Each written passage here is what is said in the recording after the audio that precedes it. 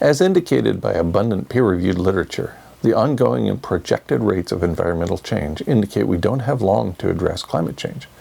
I've written and spoken about this topic for several years, and you can find all the peer-reviewed evidence supporting my conclusions at GuyMcPherson.com. Most importantly, and among the least understood topics, is the rate of environmental change. I'll start there. According to renowned Australian professor Andrew Glickson in his October 9th, 2020 book, The Event Horizon, quote, during the Anthropocene, greenhouse gas forcing has risen by more than 2.0 watts per meter squared, equivalent to more than 2 degrees C above pre-industrial temperatures, which constitutes an abrupt event over a period not much longer than a lifetime, end quote. This is the very definition of abrupt climate change.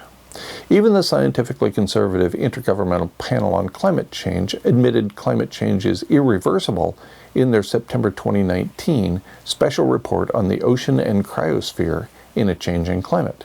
The rapid rate of environmental change underlain by a high level of industrial activity can be hastened by halting or reducing industrial activity. Yes, you heard me correctly. Reducing industrial activity triggers a very abrupt increase in global temperature. Knowledge of aerosol masking is generally poorly understood, so I again point you to the many peer-reviewed papers to be found at GuyMcPherson.com. The bottom line is this: Earth is in the midst of exponential climate change. This rapid rate of change is something for which evolution by natural selection has us very poorly prepared. Where does this exponential rate of change lead? According to an important paper in the renowned peer-reviewed journal Scientific Reports, it leads to the loss of all life on Earth.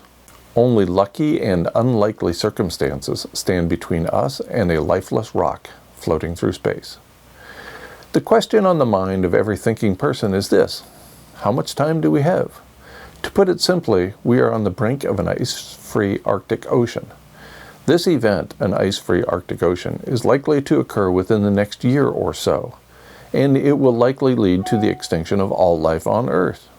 I cannot overstate the importance of such an event and the profound rate of environmental change in its wake. I turn to a couple of well-informed scholars for their perspectives on how soon Earth will experience an ice-free Arctic Ocean. Harvard Professor Emeritus of Atmospheric Science James Anderson indicated in January of 2018 that the Arctic Ocean will become ice-free in 2023.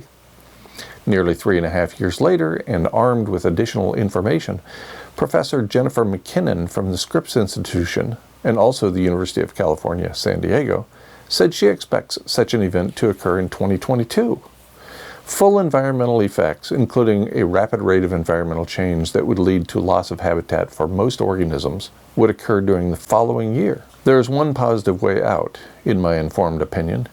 Implementation of the mere reflection framework will allow us to reflect incoming sunlight and therefore quickly cool the planet. We must do this right now. I strongly encourage you to visit the Mere Reflection website and leave a message for the team at Harvard's Roland Institute. Offer to support this all-important work. Then contact your favorite billionaire and ask him or her to support this novel idea.